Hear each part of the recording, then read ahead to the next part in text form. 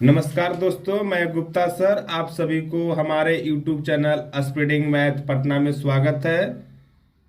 दोस्तों, आज इस क्लास के माध्यम से 11th क्लास के फर्स्ट चैप्टर यानी समुच्चय प्रश्नावली 1.2 का हम लोग उदाहरण करेंगे।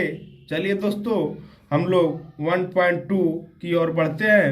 देखिए 1.2 एक्सरसाइज में है, ठीक है। उसमें उदाहरण नंबर 6 बताएंगे 1 to 5 हम पिछले क्लास में बता दिए हैं, यानी एक प्रश्न वाली 1.1 में देखिए हम लोग पढ़ेंगे कि बतलाइए कि निम्नलिखित समुच्चय में कौन परिमित है और कौन अपरिमित है। बताइए दोस्तों, पिछले वीडियो में हम बताए हैं परिमित और अपरिमित समुच्चय किसे कहते हैं।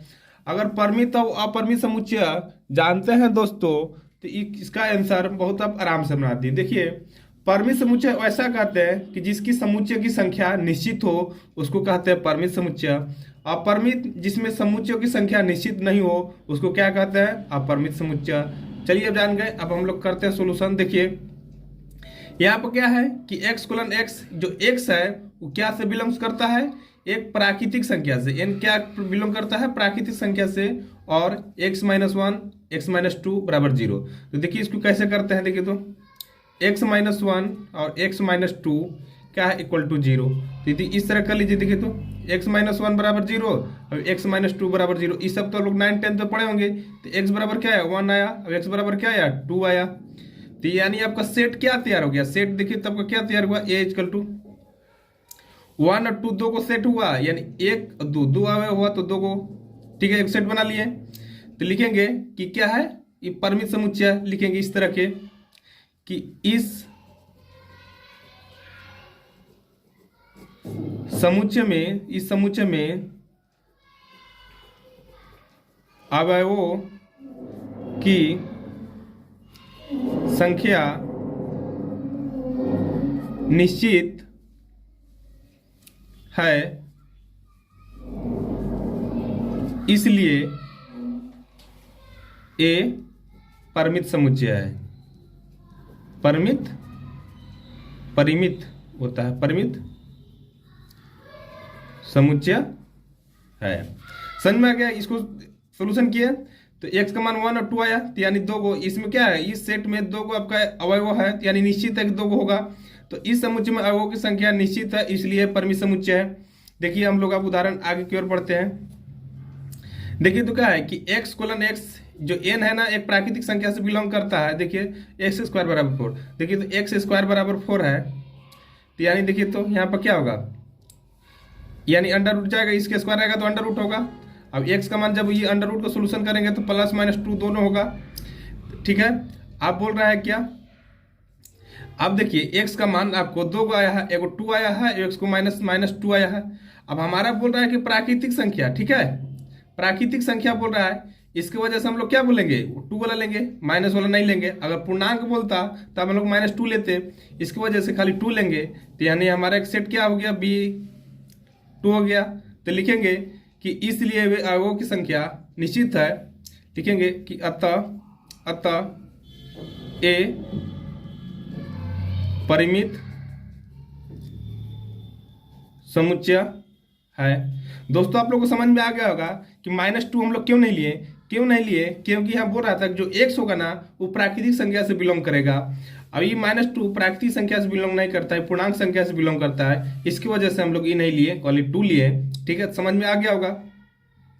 चलिए हम लोग आगे की ओर बढ़ते हैं। देखिए तो x कोलन x, जो फिर देखिए x क्या है, प्राकृतिक संख्या से बिलोंग कर रहा है। x क्या कर रहा है, बिलोंग प्राकृतिक संख्या से बिलोंग कर रहा है। और जो यहाँ दिया 2x-1, देखिए तो इसको सोल्यूशन करेंगे तो क्या होगा, 2x-1 बराबर 0। तो x का मान क्या हो गया, देखिए तो 1/2 हो गया।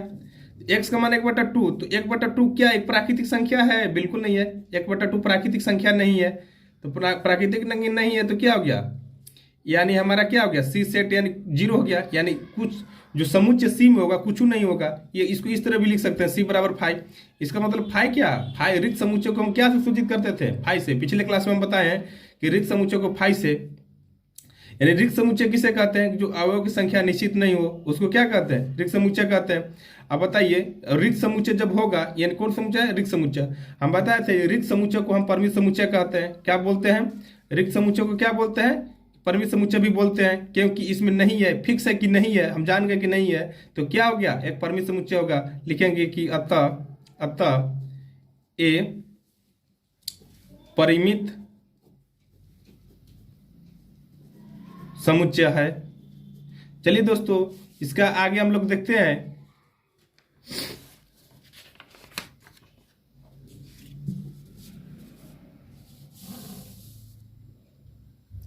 देखिए x colon x, x belongs n और x से क्या है? एक अभाज्य संख्या है। बताइए x से क्या है? एक अभाज्य संख्या है। बताइए जो प्राकृतिक संख्या जो है, जो क्या से बिलोंग करता है? प्राकृतिक संख्या से अभाज्य संख्या।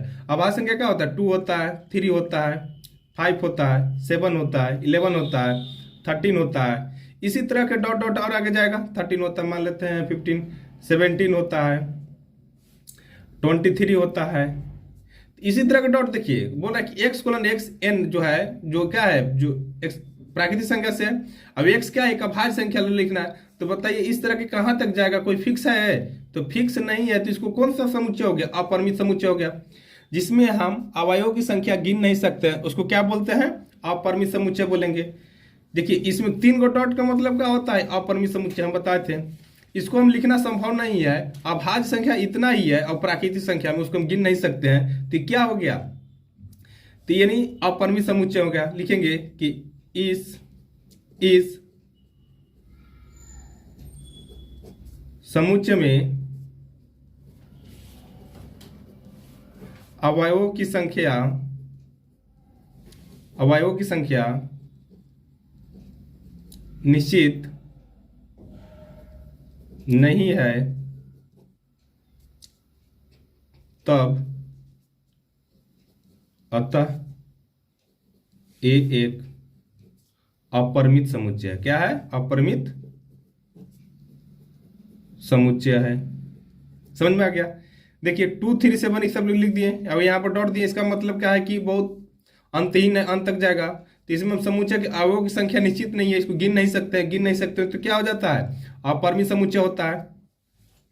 आगे देखिए दोस्तों, कह रहा है कि x कोलन एक्स, जो x है ना, वो प्राकृतिक संख्या से बिलोंग कर रहा है। x क्या है? विषम संख्या है। बताइए विषम संख्या कौन कौन होता है? 1 होता है, 3 होता है, 5 होता है, 7 होता है, 9 होता है, 11 होता है, 13 होता है। इस तरह के आगे जाएगा।